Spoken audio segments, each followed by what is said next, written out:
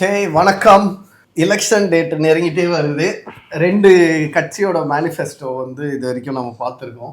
NTK எதுவும் அஇஅதிமுக அதுவும். இன்னைக்கு வந்து நம்மளோட ரூலிங் பார்ட்டியான டிஎம்கேவோட மேனிஃபெஸ்டோ அலசலாம் எஸ் அப்படின்னு என்ன சொல்கிறாங்க டிஎம்கே? ஃபஸ்ட்டு வந்து நம்ம ஆல்ரெடி ஹிட்டான பாயிண்ட்ஸ் போன எலெக்ஷனில் சொல்லி நிறைவேற்றி ஓகே இந்த பாயிண்ட்ஸு அதுதான் இந்த வாட்டியும் கண்டினியூ ஆகும். ஓகேவா? அதில் ஒன்று வந்து கலைஞர் மகளிர் உரிமை திட்டம், அதாவது மாதம் 1000 ரூபாய் பெண்களுக்கு கிடைக்கும்னு சொல்லியிருந்தாப்புல. அது இந்த வாட்டி மேனிஃபெஸ்டோவில் 2000 இன்க்ரீஸ் பண்ணுறாங்களா? ஏடிஎம்கேவும் அதான் சொல்லியிருக்காங்க. ஏடிஎம்கேவும் 2000 தரேன்னு சொல்லியிருக்காங்க. ஓகே. ரெண்டாவது வந்து ஃப்ரீ பஸ் ஃபார் உமன்ஸ். இப்போ இவங்க மென்னுக்கு சொல்ல இவங்க மென்னுக்கு எதுவும் சொல்லலை. அது அதுவும் இந்த வாட்டி இருக்கும். அப்புறம் வந்து முதலமைச்சர் காலை உணவு திட்டம், ஸ்கூலில் பசங்களுக்கு 5th வரைக்கும் வந்து ஃபுட் இப்போ கொடுத்துட்டு இருக்காங்க.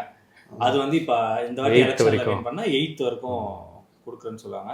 ஓகே. அண்ட் புதுமை பெண், அதுனா என்னன்னா 6th-லேருந்து 12th வரைக்கும் கவர்மெண்ட் ஸ்கூலில் படித்த பெண்கள் அடுத்து காலேஜுக்கு போகும்போது மந்த்லி 1000 rupees அது கொடுத்துட்டு இருக்காங்க. இப்போ அதை 1500 ஆக்குறாங்கன்னு நினைக்கிறேன். இந்த பெண்களுக்கு 2000 ரூபாய் குடும்ப பெண். ஆமா, 1500. அது வந்து ஹவுஸ் வைஃப்ஸ். இது வந்து ஸ்டூடெண்ட்ஸ் 6th to 12th படிச்சவங்க காலேஜ் போறாங்கல்ல, ஓகே, அவங்களுக்கு. ஓகேவா? அண்ட் அதே மாதிரி தமிழ் புதல்வர், அது பசங்களுக்கு அதே மாதிரி பசங்களுக்கும் 1500 ரூபாய் தராங்க. 1000 ரூபாய் இப்போ 1500 ரூபாய் ஏத்துறாங்கன்னு நினைக்கிறேன்.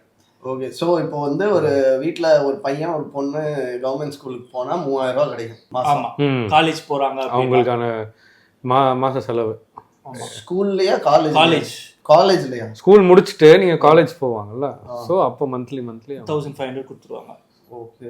இது எப்படி? இது பிரைவேட் காலேஜ் போனாலும் எனி காலேஜ்னு நினைக்கிறேன். ஐ மீன் நீ 6th-லேருந்து 12th வரைக்கும் நீ இதில் படிச்சு கவர்மெண்ட் ஸ்கூல்ல படிச்சிருந்தவங்க. சிலது வந்து நீ காலேஜுக்கு அப்ளை பண்ணுறேன்னா ஃபார்ம் வேணும், ஃபார்முக்கு அமௌண்ட் தேவைப்படும். ஸோ அதுக்கெல்லாம் எனக்கு தெரிஞ்சு ஹெல்ப் பண்ணுது. இன்னொன்று போயிட்டு வருது காலேஜுக்கு. அப்புறம் இந்த நான் முதல்வன் திட்டம்னு ஒன்று இருக்கு.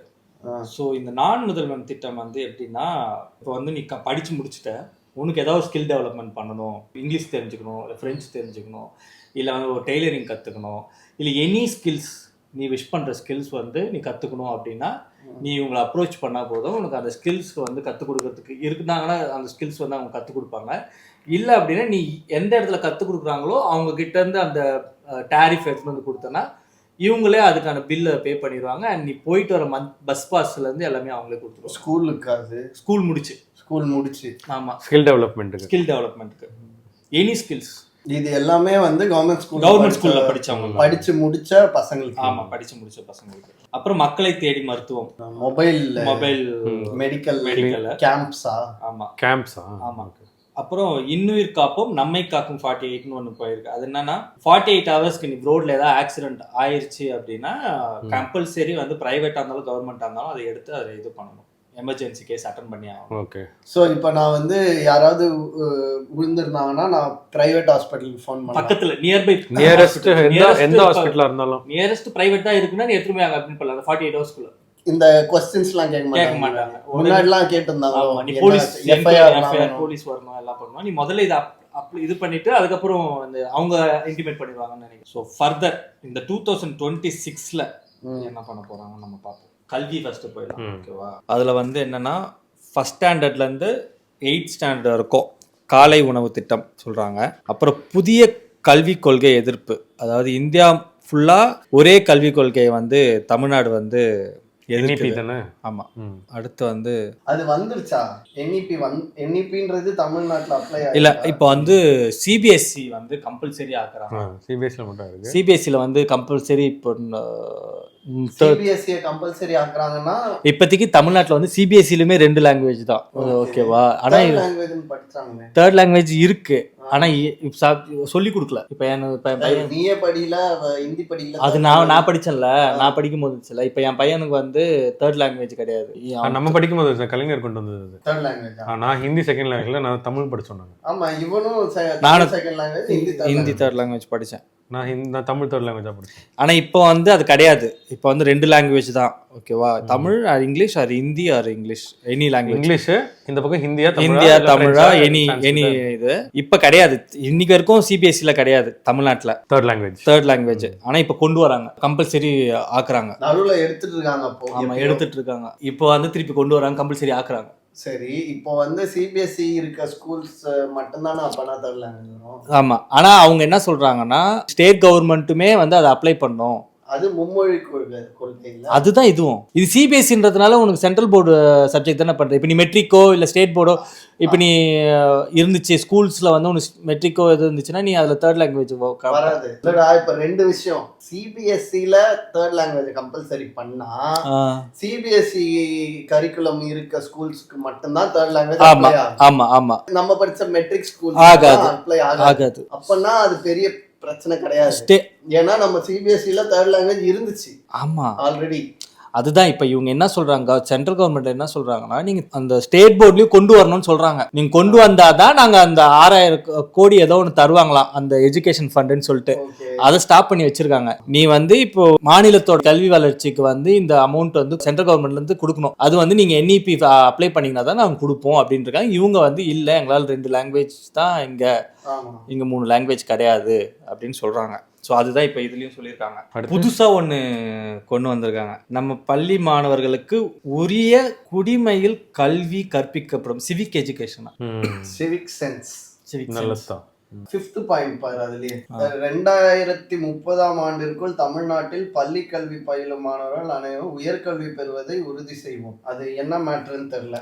அதுதான் இந்த விஷயத்தை வச்சுதான் உனக்கு வந்து இடைநிற்றல்னு சொல்லுவாங்கல்ல. அதாவது சில பேர் காலேஜுக்கு போக முடியல. GER கிராஸ் என்ரோல்மெண்ட் ரேஷியோன்னு பேசுவாங்க. இவர் PTR பேசுவாரு. ஸ்கூல்ல இருந்து காலேஜ் கன்வர்ஷன் எத்தனை பேர் வராங்க. ஸோ அதுதான் வந்து ஃபர்ஸ்ட் என்ன கொண்டு வந்தாங்கன்னா அந்த முதல் பட்டதாரி அப்படின்றவங்களுக்கு வந்து ஃப்ரீ எஜுகேஷன் சொல்லியிருந்தாங்க. அதே மாதிரி முதல் பட்டதாரிக்கு வந்து ஃபர்ஸ்ட் காலேஜ் போறவங்களுக்கு வந்து பஸ் பாஸ் இதெல்லாமே ஃப்ரீன்னு அனௌன்ஸ் பண்ணியிருந்தாங்க.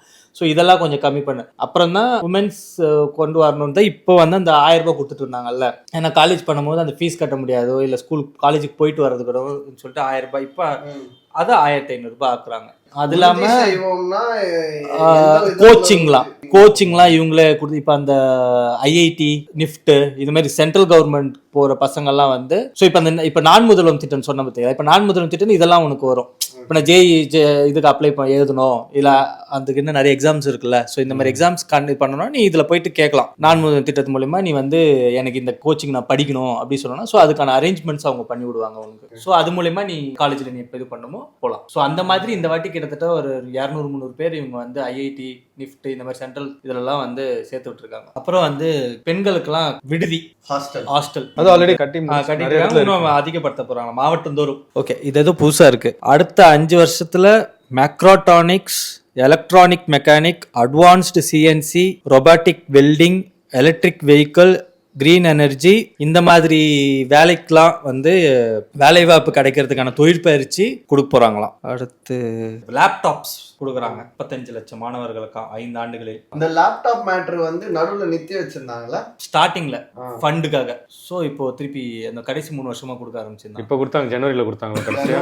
2 வருஷமா 3 வருஷமா கொடுத்துட்டு இருக்காங்க. அதை கடைசியாக ஜனவரியில் கொடுத்தாங்க. சரி, மருத்துவத்துல ஏதாவது நல்லது பண்ணிருப்பாங்களே அது வாங்க. நமக்கு பெஸ்டே வந்து கல்வி அண்ட் மருத்துவம் தான்.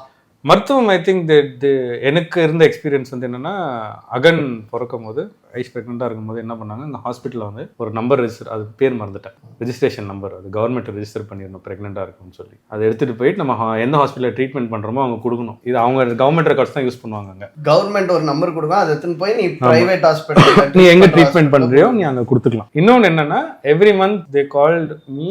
இப்போ ஐஸ்வர்யா பண்ணுவாங்க, இல்லை எனக்கு யாராவது பண்ணுவாங்க, எப்படி இருக்காங்க இந்த மாதம், எப்படி இருக்காங்க, ஏன் வந்து கலெக்ட் பண்ணல அப்படின்லாம் சொல்லுவாங்க. அவங்க சில நேரத்தில் அந்த கிட் ஏதாவது வச்சிருப்பாங்க, இல்லை வந்து கவர்மெண்ட்லேயே ட்ரீட் பண்ணுறோம் அப்படின்னா காசு தருவாங்க. இப்போ இதில் என்ன சொன்னாங்கன்னா, அவங்க ஃபர்ஸ்ட் டைம் நாங்கள் இது பார்க்கும்போது ஒரு இது மாதிரி கொடுத்தாங்க, சத்து உணவுலாம் இருக்குது வந்து வாங்கிட்டு போங்க அப்படின்னாங்க. பட் அவங்க அம்மா வீட்டில் தங்கிட்டு இருந்தாலும் நாங்கள் பெருசாக வாங்கிக்கல. ஐ டோல்ட் நீங்கன்னா அங்கேருந்து ஏதாவது பக்கத்தில் பால்வாடி ஏதாவது இருக்கும், அங்கேருந்து போய் வாங்கிக்கோ, இல்லை ஹெல்த் சென்டர் ஏதாவது இருக்கும் அங்கே போய் வாங்கிக்கோ அப்படின்னு. எவ்ரி மந்த் ஃபோன் பண்ணி 3வது மாதம் 4வது மாதம் பண்ணி ஏன் வரல செக்கப்புக்கு, இல்லைங்க நாங்கள் ப்ரைவேட்டில் அங்கே பார்த்தாலும் நீங்கள் இங்கே வாங்க, ஏன் வரமாட்டீங்க அப்படின்னு. இல்லை நீங்கள் எங்கள் வீட்டு அட்ரஸ் கொடுங்க, நான் வரேன், இந்த தடவை நான் வரேன் அப்படின்னா. நான் வந்து இல்லைங்க வைஃப் இப்போ அவைலபிள் இல்லை. சரி, அப்புறம் நீங்கள் அவங்க எங்கே இருக்காங்களோ அங்கே போய் பக்கத்தில் பார்த்து டேட்டா அப்லோட் பண்ண சொல்லுங்கள் அவங்க போயிட்டு. ஸோ இது வந்து அவங்க ரெகுலர் செக் ஃபாலோ பண்ணிகிட்டே இருந்தாங்க.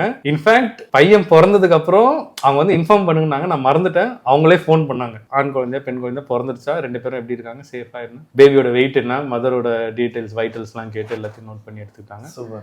எனக்கு வந்து கடைசியாக பண்ணும்போது வந்துட்டு அகனுக்கு வந்து 1 வயசு ஆகும்போது அப்போ திருப்பி ஃபோன் பண்ணி கேட்டாங்க how are both of them happy birthday சொல்லியிருக்கேன் அப்படின்னு. 2 பேரும் ஹெல்த்தியா இருக்காங்களா, பையனோட வெயிட் இப்போ என்ன, ஹைட் என்ன, அது எல்லாமே தான் கேட்டேன். ஸ்பீச், ஹியரிங் அது எல்லாமே செக் பண்ணிட்டீங்களா, அதுதான் இருக்கா, ரிப்போர்ட் இருந்தா நீங்க ரிப்போர்ட் போட்டோ அனுப்புங்க, நீங்க என்ன எடுத்திருக்கீங்க அப்படின்னா, எடுக்கலன்னா இங்க வாங்க அப்படின்னு. ஸோ எனக்கு தெரிஞ்சு this was what they did was a very great job. They followed up. நான் மறந்தனா கூட அவங்க ஃபாலோ பண்ணி நிறைய தடவை ஃபாலோ பண்ணி பண்ணாங்க. இப்போ நாளைக்கு கூப்பிட்றேன்னு சொல்லி நான் மறந்துடுவேன், நாளைக்கு அவங்க திருப்பி கூப்பிடுவாங்க சாயங்காலம், ஏன் கூப்பிடல, நீ கூப்பிட்றேன். இதுல வந்து they're doing a commendable job. ஏன்னா இன்ஃபேன்ட் டெத் ரேஷியோலாம் குறைக்கணும், சைல்ட் பர்த் அப்போலாம் I don't think they take any chances. They do utmost care. இப்போ இவர் பையனுக்கு வந்து கவர்மெண்ட்ல தான் ட்ரீட் பண்ணார் இவர். I think he'll have a better experience.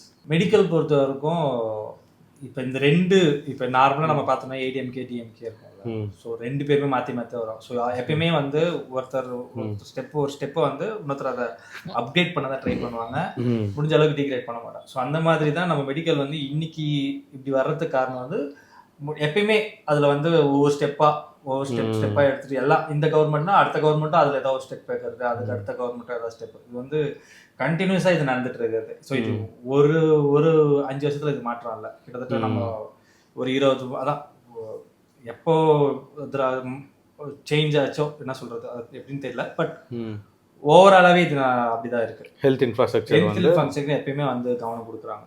அப்புறம் ஏதோ ஏன்னா என் பையனுக்கும் அதே மாதிரி தான் நீ சொன்ன மாதிரி அதே மாதிரி தான் ரெகுலராக கால் பண்ணிட்டு இருந்தாங்க. ஒரு ஊசி அதெல்லாமே அவனுக்கு தடுப்பூசிலாம் இல்லை, நீ வெளியில நார்மல் பிரைவேட்ல போனா தடுப்பூசிலாம் வந்து நிறைய காஸ்ட் ஆகும், அதெல்லாமே ஃப்ரீ ஆஃப் காஸ்ட் பண்ணி கொடுத்தாங்க.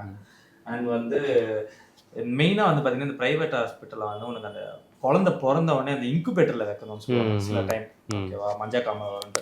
ஸோ வெளியிலலாம் வச்சா ஒரு நாளைக்கு ஏதோ 1000 ரூபாய் 2000 ரூபாய் நினைக்கிறேன் ஒரு நாளைக்கு. ஸோ குறைஞ்சது ஒரு 10 நாள் ஏதோ வைப்பாங்க, 10ல இருந்து 1 வாரமோ 2 வாரமோ வைப்பாங்க. அவசியம் இல்லை, அது ஜாண்டிஸ் ஒரு இது ஜாண்டிஸ் பொறுத்து தான். ஸோ இன்கேஸ் ஒரு வாரம் வச்சாங்கனாலே, இப்போ என் பையன் வந்து 1 வாரம் வச்சாங்க, 1 வாரம்ல இருந்து 8 நாள் கிட்ட வச்சாங்க. இப்போ அதே 8 நாள் வந்து என் ஃப்ரெண்டு ஒருத்தர் தான், அவனுக்கு இதை தான் சொன்னாங்க, அவனுக்கு ஒரு 10 நாள் வச்சாங்க. கொஞ்ச நேரம் வச்சுட்டு இருப்பாங்க இல்லையா. ஆனா அந்த இன்குபேட்டர் ஒரு நாள் கணக்கு தான், அது இன்குபேட்டர் ஒரு நாள் பெர் டே தான்.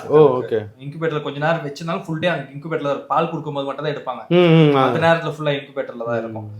அவனுக்குலாம் ஒரு நாளைக்கு ஏதோ 1000 ரூபாய் 1500 ரூபாய் வாங்கினாங்க வெளியில. ஸோ இப்போ இதுல எனக்கு அதெல்லாம் கிடையாது, so free of cost incubator. So அது ஒரு பிரச்சனை இருந்துச்சு. இன்னொன்று வந்து பார்த்தா தடுப்பூசி விஷயம் சொன்னேன், அண்ட் பிரசவமே வந்து ஃப்ரீ ஆஃப் காஸ்ட் தான். பட் ஆனா ஒரே ஒரு பிரச்சனை தான் உனக்கு என்னன்னா, உனக்கு வந்து பிரைவேட்ல பார்த்தனா உனக்கு வந்து இடம் கிடைக்கும், இடம் வந்து உனக்கு கம்ஃபர்டபுளா இருக்கும். இப்ப என்னோட ஒய்ஃப்க்கு அன்னைக்கு இருந்த பிரச்சனை எப்படின்னா, அன்னைக்கு ஏதோ டாக்டர் ஸ்ட்ரைக் இருந்துச்சு. ஸ்ட்ரைக் இருக்கும்போது ஒரு பெட்ல 2 பேஷண்ட் படுக்க வச்சாங்க. ஸோ அதெல்லாம் பயங்கர டிஸ்கம்ஃபர்ட் இருந்துச்சு. ஆனா அதுவும் வந்து இந்த ரொம்ப சிட்டிக்குள்ள இருக்க ஏரியா அந்த மாதிரி ஃபேமஸான கவர்மெண்ட் ஹாஸ்பிட்டல் அப்படித்தானே? இது நீ மேடவாக்கத்துலயோ மடிப்பாக்கத்துலயோ எனக்கு ஆக்சுவலா கிண்டில சொன்னாங்க, கிண்டில வந்து ஃப்ரீயா இருந்துச்சு. பட் ஆனா இந்த இடத்துல தான் மெயினா பாப்பாங்கன்னு சொல்லிட்டு. நீங்க எக்மோர்ல பண்ணீங்களா? இல்ல Chepauk bells road. Sorry. So அங்க என்னடா நீ ஆமான்ற? இல்ல நான் சொல்ல இல்லன்னு தான் சொல்ல வந்தேன். நான் கன்ஃபியூஸ் ஆயிட்டேன் எக்மோருக்கும் இதுக்கும். இல்லன்னு சொன்னா கஸ்தூரிபாய் ஹாஸ்பிட்டல்ல ஏதோ கோசா ஹாஸ்பிட்டல் சொல்லுவாங்க, அது அந்த ஹாஸ்பிட்டல்ல தான் இது பண்ணோம். ஸோ அப்போ மட்டும் ஒரு பெட்ல 2 பேர் படுக்க வச்சாங்க. ஸோ அது பயங்கர டிஸ்கம்ஃபர்ட். ஏன்னா அதெல்லாம் வந்து ரொம்ப பாப்புலரான ஏரியா, அதெல்லாம் வந்து உனக்கு பேஷண்ட் நிறைய கூட்டம் வர ஹாஸ்பிட்டல். பட் நம்ம தேடி கண்டுபிடிக்கணும் அது நமக்கு எது பெஸ்ட்னு சொல்லிட்டு. நீ அதான் ராயப்பேட்டா அந்த மாதிரி எங்க போனாலுமே உனக்கு கூட்டம் இருக்கும் தான். அண்ட் வந்து இப்போ கலைஞர் காப்பீட்டு திட்டம் வந்து 5 லட்சம் வரைக்கும் உனக்கு கொடுத்துருக்காங்க. அது இப்போ வந்து 10 லட்சமா ஆகுறாங்க ஹெல்த் இன்சூரன்ஸ். அண்ட் ஆமா இப்போ அது என்ன, அது கலைஞர் காப்பீட்டு திட்டம்னா உனக்கு வந்து எல்லாருக்குமேவா இல்ல உன்னோட கேட்டகரினா உன்னோட வருமான சான்றிதழ். ஓகே, நீ அது வந்து அவங்க எலிஜிபிள் கம்மியா இருந்துச்சு அப்படின்னா உனக்கு அது ஃப்ரீ ஆஃப் காஸ்ட். இன்சூரன்ஸ், அது இன்சூரன்ஸ் மாதிரி. இப்போ ஒன்றும் இல்லை, இப்போ எம்ஆர்ஐ எடுக்கிறேன், இப்போ என் ஒய்ஃப்க்கு எம்ஆர்ஐ எடுக்கும்போது இப்போ அவங்களுக்கு வந்து அது எலிஜிபிலிட்டியில் வராது. அப்போ வந்து பார்த்தீங்கன்னா 1500 ஏதோ ஆச்சு அங்கே எம்ஆர்ஐ எடுக்கிறதுக்கு, கவர்மெண்ட் ஹாஸ்பிட்டல் எடுக்கிறதுக்கு. இதை வெளியில் எடுத்தோன்னா ஏதோ 3000 ஏதோ ஆகும்னு நினைக்கிறேன். ஸோ ஆஃப் த அமௌண்ட் ஆச்சாங்க. இதே வந்து உனக்கு கலைஞர் காப்பீட்டு திட்டம் இருக்குன்னா அது ஃப்ரீ ஆஃப் காஸ்ட்ல அந்த 1000. எப்படி ரீஃபண்ட் மாதிரியா இல்ல வந்து? இல்ல, நீங்க கவர்மெண்ட் ஹாஸ்பிட்டல் தானே, கார்டு ஏதாவது கொடுப்பாங்க. நீ அந்த காப்பீட்டு திட்டம் இருந்துச்சுன்னா அதை எடுத்து போய் காமிச்சா போதும். கவர்மெண்ட் ஹாஸ்பிட்டல் மட்டும் கவர்மெண்ட் ஹாஸ்பிட்டல்ல. அங்க சார்ஜ்லாம் பண்றாங்களா? ஆமா, கவர்மெண்ட் ஹாஸ்பிட்டல் எம்ஆர்ஐக்கு மட்டும், ஸ்கேனுக்குலாம் கிடையாது. உனக்கு இந்த ஸ்கேன் இருக்குல்ல, அப்ப இது வந்து இந்த அல்ட்ரா ஸ்கேனு இல்ல நார்மல் ஸ்கேனு அது கிடையாது. ஆனா இப்ப சர்ஜரிஸ்க்குலாம் சார்ஜ் பண்றது கிடையாதுல்ல? சர்ஜரி எமர்ஜென்சிக்கு பண்ண மாட்டாங்க, எமர்ஜென்சிக்கு சார்ஜஸ் கிடையாது. இப்ப சர்ஜரி பண்றோம்னு வச்சுக்கோங்க, இப்போ கால் பிளாடர் ரிமூவலோ இல்ல அப்பெண்டிக்ஸ் பண்றோம் அப்படின்னு வச்சுக்கோங்க, இது ஜிஹெச்ல பண்ணா ஃப்ரீ தானே? ஆமா, ஜிஹெச்ல பண்ணா ஃப்ரீ தான். பட் ஆனா நீ அது வந்து எப்படின்னா, நீ ஃபர்ஸ்ட்ல இருந்தே நீ அவங்க கிட்ட போகணும். நீ இப்போ நீ வந்து அங்க போகணும், அங்க இருக்க டாக்டர் ட்ரீட்மெண்ட் அங்க எடுத்துட்டு டாக்டர் அங்க இருக்க டாக்டர் உனக்கு சஜஸ்ட் பண்ணணும் இந்த மாதிரி இருக்குன்னு சொல்லிட்டு. அவங்க உனக்கு ஒரு பிரிஸ்கிரிப்ஷன் கொடுப்பாங்க, இத்தனை நாள் வாங்க, இதுக்கப்புறம் இதுவா இல்லையான்னு சொல்லிட்டு. ஸோ நீ அவங்கள ஃபாலோ பண்ணனா உனக்கு எல்லாமே ஃப்ரீ. ஸோ இப்போ அவங்க ஒன்று வந்து ஆமா இது வந்து சர்ஜரி தான் வேணும், இவங்களை அட்மிட் பண்ணுங்க அப்படி சொல்லி அந்த கவர்மெண்ட் டாக்டர் உனக்கு அப்ரூவல் பண்ணி நீ அதுக்கப்புறம் கவர்மெண்ட் இல்ல இப்போ நான் பிரைவேட்ல வந்துட்டு பார்த்துட்டு கன்சல்டேஷன் பண்ணிட்டு நான் இப்போ ஜிஹெச்ல வந்து ஜிஹெச்ல வந்து ட்ரீட்மெண்ட் பண்ணலாம். திருப்பி நீ அந்த டாக்டர் அப்ரோச் பண்ணணும். அவங்க இல்ல புரியுது, அவங்க இன்னொரு தடவை கன்சல்ட் பண்ணி அவங்க ஒரு கன்சல்ட் பண்ணிட்டு அவங்க இது எமர்ஜென்சியா இல்ல இது இங்க பண்ணணுமா அப்படின்றத அவங்களோட ஒப்பீனியன், அதாவது கவர்மெண்ட் டாக்டர் ஒப்பீனியன் இருந்துச்சு உனக்கு பண்ணணும் அப்படின்னா பண்ணிக்கலாம். பட் ஆனா உனக்கு அதுலயுமே கொஞ்சம் எமர்ஜென்சி பொறுத்து ஆல்ரெடி கியூல இருக்காங்க. ஆமா, இப்போ நம்ம ஊர்ல இருக்க கவர்மெண்ட் ஹாஸ்பிட்டல் ப்ராப்ளமே வந்து கூட்டம் தான். கூட்டம் இல்லைன்னா அது நார்மல். ஒரு பிரைவேட் ஹாஸ்பிட்டல் பார்த்தா நான் 3 வாட்டி நான் என்னோட எக்ஸ்பீரியன்ஸ் சொல்றேன் கவர்மெண்ட் ஹாஸ்பிட்டல்ல. ஃபர்ஸ்ட் ஒரு வாட்டி எக்ஸ்பீரியன்ஸ் என்னன்னா வந்து எனக்கு மலேரியாவான்னு செக் பண்ணேன். இப்போ நார்மலா நம்ம வெளியில டாக்டர் கிட்ட போனோம்னா பிளட் டெஸ்ட் எடுத்துட்டு வரப்போ சொல்லுவாங்க. நம்ம வெளில போய் பிளட் டெஸ்ட் எடுத்துட்டு அவன் ரிப்போர்ட் கொடுத்துட்டு அந்த ரிப்போர்ட் எடுத்துட்டு வந்துட்டு நம்ம டாக்டர் கிட்ட கொடுக்கணும். கரெக்டா? இதுக்கு 1 டே உனக்கு டைம் ஆயிடும், உன்னோட சீரியஸ்னஸ் இருக்கும். பட் ஆனால் நான் வந்து அன்னைக்கு டாக்டரை பார்க்க போகிறேன், 10 நிமிஷம் வெயிட் பண்ணியிருந்தேன். டாக்டரை பார்த்தேன், அவர் ஒரே டெஸ்ட் பிளட் டெஸ்ட் எடுங்க அப்படின்னு சொன்னார். அப்படியே ஒரு 4 ரூம் தள்ளி போனோன்னா பிளட் டெஸ்ட் கொடுத்தேன். அப்பயே பிளட் டெஸ்ட் பண்ணார். ஒரு 10 நிமிஷம் வெயிட் பண்ணுங்கன்னு சொன்னார். ஒரு 10லேருந்து ஒரு 20 நிமிஷம் அவர் பிளட் டெஸ்ட் பண்ணிவிட்டு உனக்கு வந்து ரிப்போர்ட் கொடுத்துட்டாரு. அந்த ரிப்போர்ட் எடுத்துகிட்டு போய் டாக்டர்கிட்ட காமிச்சேன். ஓகேன்னு சொல்லி ஒரு மாத்திரை எழுதி கொடுத்தாரு. ஸோ இதெல்லாமே ஒரு 1 hour கேப்ல நடந்துச்சு. மேபி அந்த இடத்துல கூட்டம் கம்மின்றதுனால 1 hourல நடந்துச்சு. இதேமாரி இன்னொரு ஹாஸ்பிட்டல் போனேன். அந்த ஹாஸ்பிட்டலில் ஸ்கேன் எடுக்கணும், இதே மாதிரி தான். இதே மாதிரி தான் வர சொன்னாங்க. டாக்டர் பார்த்தாரு, எழுதி கொடுத்தாரு. மேலே ஃப்ளோர் போனேன், ஸ்கேன் எடுத்தேன்.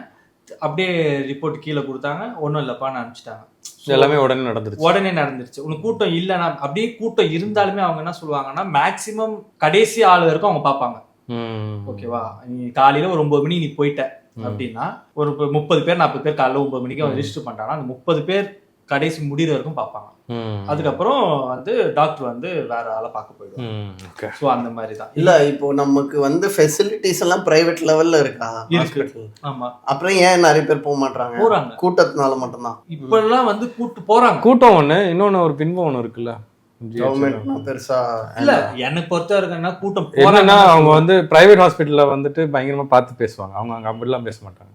இது பண்ணுங்க, இது போங்க, அங்க போங்க அப்படிதான் பேசுவாங்க. ஏன்னா அவங்களே 1008 வேலைல இருப்பான். இல்ல 1008 வேலை தான். இப்போ இன்னும் ஒண்ணும் இல்ல. ஜிஹெச்ல பெரியார் நகர் போனேன்.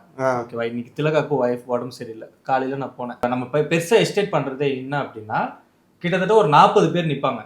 ஓகேவா? நம்ம 41 பேர் நிக்கிறதுமா வேணாமா? அது ஒண்ணு இருக்கு பெருசா. இல்ல இந்த 40 பேருமே வந்து இப்ப பிரைவேட்ல இருந்து ஓரளவுக்கு டோக்கன் போட்டு கரெக்டா ப்ரொசீஜரா போகும். ஆமா. இப்போ கவர்மெண்ட்லயும் அதே தான். ஆமா, நீ போன உடனே ஃபர்ஸ்ட் நீ என்ன பண்ணுவாங்க தெரியுமா? உனக்கு ஒரு அட்டை போட்டு கொடுப்பாங்க. ஓகேவா? நீ அந்த அட்டையை எடுத்துட்டு ஃபர்ஸ்ட் வந்து உன்னோட ஹைட் அண்ட் வெயிட் செக் பண்றதுக்கு ஒரு இடத்துல நிக்கணும். அங்க ஆல்ரெடி நிப்பாங்க, நீ போய் நிப்ப. ஓகேவா? அதுக்கடுத்து பிளட் டெஸ்ட் பண்றதுக்கு திருப்பி நிப்பாங்க, அங்க போய் நிக்கிறோம். திருப்பி நீ நின்று வந்ததுக்கு அப்புறம் உன் நம்பரை எழுதிப்பாங்க. அதுக்கப்புறம் தான் இது ரெண்டும் முடிச்சதுக்கு அப்புறம் நீ வந்தோடனே ஃபர்ஸ்ட் கம் ஃபர்ஸ்ட் ஆர்டர்ல உன் நம்பர் எழுதிப்பாங்க. அந்த நம்பர் எழுதியதுக்கு அப்புறம் நீ போய் உன்னை போய் உட்கார சொல்லிடுவாங்க. உன்னோட நம்பர் வரும்போது கூப்பிடுவாங்க. நீ நம்பர் வந்தோடனே நீ போய் டாக்டரை பார்த்துன்னு அனுப்பிச்சிடுவாங்க. அதே டைம் தான் ஆகும். இப்போ பிரைவேட்ல 40 பேர் பார்க்கறதுக்கும் கவர்மெண்ட்ல 40 பேர் ஒரே டைம் ஒண்ணுதான். இன்னும் இது ஃபாஸ்டா பண்ணுவாங்க. உங்களுக்கு என்ன மேட்டர்னா அங்க போனா நீ ஒரு 5 நிமிஷம் பேசலாம். இங்க நீ பேச முடியாது. உன்னோட கண்டென்ட் உன்னோட இது மட்டும் தான் விஷயம் என்னவோ அது மட்டும் விஷயம் மட்டும் தான் சொல்ல முடியும். உங்ககிட்ட அவங்க வந்து நல்லா விசாரிக்கிறது அதெல்லாம் பண்ண மாட்டாங்க. விஷயத்த சொன்னா டக்கு டக்கு மாத்திரை எழுதி கையில கொடுத்துருவாங்க. நீ அந்த மாத்திரையை நீ அங்க போயிட்டு கவுண்டர்ல வாங்கிக்கலாம். பட் அதுதான் சொல்லுவாங்கல்ல, கவர்மெண்ட் டாக்டர் ஏதாவது ஒரு காம்ப்ளிகேட்டடான விஷயம் இருக்குன்னா கவர்மெண்ட் டாக்டர் பார்க்க தான் பெட்டர். ஏன்னா அவரு பலதரப்பட்ட கேசஸ் பார்த்துருப்பாரு. பிரைவேட் டாக்டருக்கு வந்து எக்ஸ்போஷர் ரொம்ப கம்மியா தான் இருக்கும், கவர்மெண்ட் டாக்டர் வந்து எக்ஸ்போஷர் ஜாஸ்தியா இருக்கும். அது ஒண்ணு. அது ரெண்டாவது இன்னொரு விஷயம் ஒண்ணு சொல்லுவாங்க. they don't want people to be there, they want to cure them and send off. வெளியில போயிடணும். ஓகேவா? நீ இப்ப அவனுக்கு ஒரு பெட் இது பண்ணனா சோ நீ அட்டெண்ட் பண்ணணும் திரும்ப. சோ முடிஞ்ச அளவுக்கு உனக்கு எமர்ஜென்சி இல்லையா, மாத்திரை எழுதி அனுப்பிடுவாங்க. இல்லையா கியூர் பண்ணுமா அந்த பெட் அலோகேட் பண்ணாங்கன்னா அவங்க எமர்ஜென்சி கிளியர் பண்ணி தான் அனுப்பணும். இப்போ ஏன்னா இப்போ என் ஒய்ஃப்க்குமே எப்படின்னா பிரெக்னென்ட் அப்போ நான் என்ன நினைச்சேன், நம்ம நார்மலாக என்ன பண்ணுவோம், ஒரு ஹாஸ்பிட்டல் கூட்டு போறோம்னு வச்சுக்கோங்க, கூட்டு போயிட்டு இன்கேஸ் சஜஷன் ஓகே எனக்கு பிடிக்கலன்னா நான் வேற ஹாஸ்பிட்டல் கூட்டு போய் எமர்ஜென்சிக்கு ஒரு ஹாஸ்பிட்டல் கூட்டு போறேன், நான் வேற ஹாஸ்பிட்டல் கூட்டுவேன். ஆனால் நீ கவர்மெண்ட் ஹாஸ்பிட்டல் அப்படி பண்ண முடியாது. நீ போயிட்டு உன் பேர்ல டோக்கன் நம்பர் எழுதிட்டான் அப்படின்னா நீ அங்கே பார்த்து தான் நீ வெளில போகணும். இல்லை அப்படின்னா எமர்ஜென்சி கேஸ்ல இல்லைன்னா நீ லெட்டர்லாம் கூட கூடாது, அவன் ஒன்றும் விட மாட்டான். இப்போ போறேன்னா விட மாட்டாங்க, அது கேஸ் ஆயிடும். ஓ எமர்ஜென்சி கேஸ். எமர்ஜென்சி கேஸ் இப்போ என் கையில வெட்டுக்காய ஆயிடுச்சு, ஓகேவா, இப்போ நான் டாக்டரை பார்க்க போறேன், அவர் பார்த்துட்டு ஓகே சரி இது வெயிட் பண்ணுங்க அப்படி சொல்றாங்க, ஏதோ பண்றாங்க. அவங்க உன்னை வெளியில அனுப்புற இருக்கும், நீ அங்கதான் இருக்கணும். நீ ஏந்து போயிட்டா நீ அப்ஸ்காண்ட், நீ அது கேஸ் ஆயிடும் உங்களுக்கு. நம்ம மேல கேஸ், பேஷண்ட் மேல கேஸ் ஆகும், நீ அப்ஸ்காண்ட் ஆயிட. நீ அதை ஆகக்கூடாது. ஏன்னா இப்ப நாளைக்கு நீ போயிட்ட வெளில போயிட்ட, நீ போய் எங்கேயோ உழுந்துட்ட, ஏதோ ஆயிடுச்சு உனக்கு அப்படின்னா அவங்கள உனக்கு ரெஸ்பான்சிபிலிட்டி. ஆக்சுவலா பிரைவேட்லயுமே அதுதான் இருக்கும். பட் பிரைவேட்ல லெட்டர் எழுதி நீ வந்து நான் வேற இடத்துல பாத்துக்கிறேன் அப்படின்னு சொல்லி வெளில போக முடியாது. உள்ள போயிட்டாலுமே அங்க பிரைவேட் லேஸ்ல விட மாட்டான், லெட்டர் எழுதி போலாம். பட் இங்க வந்து உனக்கு முடிஞ்ச அளவுக்கு இங்க இது பண்ண மாட்டாங்க, அலோவ் பண்ண மாட்டாங்க. இருந்து எல்லாத்தையும் பண்ணிட்டு தான் அனுப்புவாங்க. கரெக்ட்.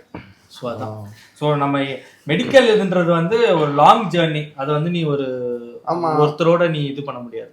இன்னொன்னு நம்ம ஊர்ல வந்து மெடிக்கல் டூரிசம்ன்றது மெட்ராஸ்ல வந்து அடுத்து கோயம்புத்தூர்லயுமே வந்து இட் இஸ் குவைட் இது. அது வந்து பிரைவேட்னாலயா கவர்மெண்ட்னாலயா? ரெண்டுமே. அப்போலோலாம் பார்த்தனா பிரைவேட்ல வந்து அட்வான்ஸ் டெக்னாலஜிலாம் எடுத்துட்டு வராங்க. இப்போ வாலெல்லாம் சொன்னது என்னன்னா புரோட்டான் ட்ரீட்மெண்ட் வந்து கேன்சருக்கு வந்து one of the most advance treatment தான். ஓகே, எனக்கு தெரிஞ்சு இந்தியாவில் யார்கிட்ட இல்லைன்ற மாதிரி தான் நினைக்கிறேன். இது ஒன்று தான் புரோட்டான் சென்டர், அது மெட்ராஸில் தான் இருக்கு. அதான் நம்ம ஊர்ல வந்து இது ரெண்டும், கல்வி அண்ட் மருத்துவம் வந்து அதான் ஒவ்வொருத்தர் அப்டேட் பண்ணிட்டே இருப்பாங்க. அது வந்து நல்லா நடத்துறாங்க. கல்வியும் சரி மருத்துவமும் சரி இன்னுமே எல்லாருமே கவர்மெண்டோட இதுக்கு. ஆனா மருத்துவத்தோட கல்வி கம்மியா தான் இருக்கும்னு வச்சுக்கேன், ஸ்டாண்டர்டு அந்த அளவுக்கு இருக்குமா? இப்போ ஹாஸ்பிட்டல் நம்ம பாக்குறோன்றதுனால நமக்கு தெரியுது. நம்ம ஸ்கூல்ஸ் நம்ம அவ்வளோ பார்க்க, அதான் ரிஸ்க் எடுக்க முடியாதுல்ல. போயிட்டு ஒரு வருஷம் வேஸ்ட் ஆகும் பசங்களை. இப்போ ஹாஸ்பிட்டல் போற எப்படி இருக்குன்னு பாக்குற, சரி நல்லா இருக்கு, இவன் சொல்ற மாதிரி 10 நிமிஷம் தான், எல்லாம் நார்மல், ஐ மீன் ரொம்ப பிரச்சனை எல்லாம் ஆகல, டிலே ஆகல, மருந்தும் கொடுத்துட்றாங்க அப்படின்னா நீ வந்து ஓகே இனிமே நம்ம கவர்மெண்ட் ஹாஸ்பிட்டல்லே போவோம், நமக்கு எல்லா வசதியும் கவர்மெண்ட் ஹாஸ்பிட்டல்ல இருக்குன்ற உன் மைண்ட் செட் வந்துடும். ஸ்கூல் அப்படி கிடையாது. உன் பையனை நீ சேர்த்து விடுற அப்படின்னா நீ ஒரு வருஷம் சும்மா பார்க்கணும்.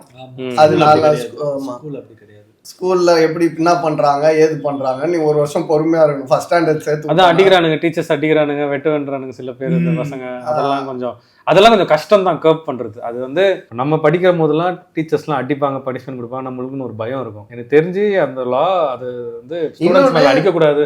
டாக்டர்ஸோட ஸ்டாண்டர்ட் வேற, டீச்சர்ஸ் கவர்மெண்ட் ரெக்ரூட் பண்ற டீச்சர்ஸ் வந்து எந்த ஸ்டாண்டர்ட்ல ரெக்ரூட் ஆவறாங்கன்னு தெரியல. இல்ல எப்படி பண்ணாலுமே டாக்டர்ஸ் கிட்ட வந்து ஒரு அத்தாரிட்டி இருக்கும். இல்ல doctors are getting paid well. கவர்மெண்ட்ல நல்லா teachers also getting paid well. இல்ல பிராக்டரால பிரைவேட்டும் பார்க்க முடியும். They are higher then teachers. பிரைவேட்டும் பார்க்க முடியுமா? கவர்மெண்ட் வேலை செஞ்சுக்கிட்டு தெரியாம தான் பண்ணணும். எதுவா இருந்தாலும் தெரிஞ்சு பண்ண முடியாது. இல்ல டாக்டர்ஸ் பண்ணலாம். டாக்டர்ஸ் வந்து ஏதோ இது இருக்காமே, நீ 5 மணிக்கு மேல வந்து நீ ஏதோ பர்மிஷன் வாங்கிட்டு பண்ணலாம் அந்த மாதிரி. ஏன்னா நிறைய பேர் போர்டே வச்சிருப்பாங்க அரசு டாக்டர் அப்படி சொல்லிட்டு. இல்ல அதுக்கு முன்னாடி அவங்க சர்வீஸ்ல இருந்திருப்பாங்க, அதனால கூட போடுவாங்க. சைமல்டேனியஸா பண்ண முடியும். எனக்கு தெரியல, ஐ டோன்ட் திங்க் சோ. ஏன்னா சைமல்டேனியஸா பண்ண முடியும்னா ஆட்டோமேட்டிக்கா டாக்டர்ஸ் நல்ல டாக்டர்ஸே வருவாங்க. ஏன்னா நான் கவர்மெண்ட்லயும் பண்றேன், பிரைவேட்லயும் பண்ணிக்கிறேன், ஜெனரல் பண்றேன் அப்படின்னா. அதான் ஸ்கூல், எனக்கு தெரிஞ்சு ஸ்கூலோட ஸ்டாண்டர்ட் வந்து இல்ல. எனக்கு தெரிஞ்சு அத்தாரிட்டி கொடுக்கணும் டீச்சர்ஸ்க்கு. ஸ்டூடெண்ட் ஒரு தப்பு பண்றான் அப்படின்னா அடிக்கணும். ஸ்டூடெண்ட் அடிக்கிறது இப்பதான்டா. நம்ம டைம்ல எல்லாமும் ஸ்கூல் அப்படித்தானே இருந்துச்சு. நம்ம டைம்ல வச்சு செய்வாங்கல்ல, பள்ளியூர். எனக்கு ஸ்கூல்ல ஒரு அனுபவம் இருக்கு. கவர்மெண்ட் ஸ்கூல்ல சொல்றேன். ஆமா, நம்ம டைம்ல எல்லா ஸ்கூல்லயும் அடிப்பாங்க. இல்ல எனக்கு ஸ்கூல்ல நான் டீச்சரா போய் அனுபவம் இருக்கு. ஏன்னா இதுல உனக்கு லயோலால வந்து நீ கம்பல்சரி நீ வந்து ஸ்கூல்ல வந்து பாத்துக்கணும். என்ஜிஓல போயிட்டு சர்வீஸ் பண்ணணும். என்னது என்ஜிஓ என்ன இருக்குது? நேஷனல் கேடட் கார்ப்ஸ், என்சிசி வேற. அதுலயும் இன்னொன்னு என்ஜிஓ தானே. அது என்ஜிஓ வந்து நான் கவர்மெண்ட் ஆர்கனைசேஷன். அதுல என்சிசி மாதிரி ஒண்ணு. நீங்க என்ன பண்ணீங்க அதுல? இந்த மாதிரி போய் ஹெல்ப் பண்ணோம், சோஷியல் சர்வீஸ் பண்ணோம் நானு. ஓகே, என்எஸ்சியா மேபி சோஷியல் சர்வீஸ் பண்ணோம் வேலை காலேஜ்ல. அது பாயிண்ட் இருக்கு. ஸோ அதுக்கு வந்து நான் வந்து நுங்கம்பா என்எஸ்எஸ் ஓகே. நான் அதுல வந்து கவர்மெண்ட் ஸ்கூலுக்கு போனோம். கண்ட்ரோலே பண்ண முடியல. முதல்ல விஷயம் பசங்களை வந்து ஏன்னா ஒவ்வொருத்தர் சின்ன பசங்க இப்ப நித்திலன் வயசு பசங்க ஒரு 6-7 வயசு பசங்க 10 வயசு பசங்க 12 வயசு பசங்க மாதிரி பேசுனா நீ எப்படி ரியாக்ட் பண்ணுவ? உன்னால வந்து அதை ஒண்ணுமே நம்மளை அடிக்கவும் முடியாது, அவங்க கிட்ட பேசவும் முடியாது. கம்முன்னு உட்காந்துல போற போது நம்மளுக்கு கிண்டல் பண்ணிட்டு போவாங்க, நம்மள வரியான்னு. இதுல இன்னொன்னும் இருக்கு. ஸோ நம்ம பிரைவேட் ஸ்கூல்ஸ்ல வந்து பேரண்ட்ஸ் கிட்ட இன்ஃபார்ம் பண்றோம்னா நம்ம அந்த பயம் ஒன்று இருக்கும். இங்க என்னன்னா ப்ரிடாமினன்ட்லி ஐ திங்க் கவர்மெண்ட் ஸ்கூல்ஸ்ல வர பேரண்ட்ஸ் வந்து அன்எஜுகேட்டடா தான் இருப்பாங்க வாய்ப்பு. இன்னொன்னு பேரண்ட்ஸ் மீறி படிக்க கூட்டிட்டு வர்றது எல்லாமே இருக்குல்ல, பேரண்ட்ஸே போவாதன்னு சொல்லி அவங்க. இன்னொன்னு இப்போ நம்மளுக்கு வந்து வீட்டுல படிச்சே ஆகணுன்ற ஒரு பயம் ஒன்று இருக்கும். அவங்க வீட்டுல வந்து அந்த பயம் இருக்கான்னு தெரியல. they will pacify தான் பண்ணுவாங்க படிச்சிருப்பா அப்படின்ட்டு. எனக்கு தெரிஞ்சு அடிப்பாங்களான்னு எனக்கு தெரியல. என் வீட்டுல எனக்கு பயம் இருக்கு, எங்க அம்மா அடிப்பாங்க. ஃபாதரா இருந்தாலும் சரி மதரா இருந்தாலும் சரி கண்டிப்பா தான் இருக்காங்க. பட் ஆனா என்ன விஷயம்னா பசங்க வந்து இப்ப இந்த மாதிரி கவர்மெண்ட் ஸ்கூல்ல வர்ற பசங்க ஒரு மேஜரா பார்த்தீங்கன்னா ஒரு பெரிய குரூப் ஆஃப் பீப்புள்ஸ் இருக்க இடத்துல இருப்பாங்க. ஓகேவா? ஸோ பசங்க நிறைய கனெக்டடா தான் இருப்பாங்க. ஸோ அவங்க வந்து என்னன்னா அப்பாவே எதிர்த்து பேசுவாங்க. ஸோ அப்பாவுக்கும் அம்மாவுக்கும் என்னன்னா தன்னோட இயலாமை இருக்கும். ஸோ அதை வந்து இவங்க கார்னர் பண்ணுவாங்க. உன்னால இதை பண்ண முடிஞ்சுதா, உன்னால அதை செஞ்சு சின்ன பசங்களாவே கார்னர் பண்ணுவாங்க. 5ஆம் கிளாஸ் பசங்க 4ஆம் கிளாஸ். ஆமா 5ஆம் கிளாஸ் பசங்க 10 ஒரு 6-7 வயசு இந்த குழந்தைங்க கூட பேசுறாங்க, அது கார்னர் பண்ணுவாங்க. ஸோ கார்னர் பண்ணும்போது இவங்களால இது பண்ண முடியாது. ஸோ அந்த ஃபாதரோட அத்தாரிட்டி வீட்டுல மதர் என்ன சொல்லுவாங்கன்னா ஸ்கூல்ல போய் நீங்க கண்டீங்க, நீங்க படிக்க செய்யுங்க, நீங்க படிக்க சொல்லுங்க. அதுல வந்து 2 பேர் சொன்னாங்க. என்னன்னா என்னோட பொண்ணு வந்து இப்ப 9th படிக்குதுப்பா, எனக்கு யாராவது ஒருத்தர் இருந்தா சொல்லுங்க, என் பொண்ணை எப்படியாவது இந்த ஏரியாவை விட்டு வெளியில கொண்டு போயிடணும், அப்பதான் அவ வந்து கான்சென்ட்ரேட்டடா படிப்புன்னு மட்டும் இருப்பா. சோ அப்ப மிரட்டினா கொஞ்சம் பயப்படுவா. ஸோ இந்த இந்த ஏரியா விட்டு அவ வெளில போகணும், அப்பதான் வந்து அவளால ஸோ கட்டுப்படுத்த முடியும். இல்லைன்னா இங்க இருந்தா கட்டுப்படுத்த முடியல. ஸோ நிறைய இன்ஃப்ளூயன்ஸ் ஆகுது.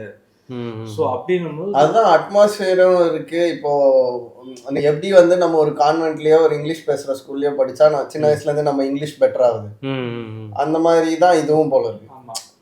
உன்னோட இது வந்து நான் எங்க அப்பாவை எதிர்த்து பேசுறேன், இவனும் எங்க அப்பாவை எதிர்த்து பேசுறான், நீயும் அப்ப இது நார்மல் தான், இவனும் பண்றான் இவனும் பண்றான் நானும் பண்றேன், இதுல என்ன தப்பு? இன்னொன்னு வந்து இவங்களுக்கு வந்து அப்பா அம்மா ஏமாத்த முடியும், ஏதாவது சொல்லலாம் அது சொல்லலாம்.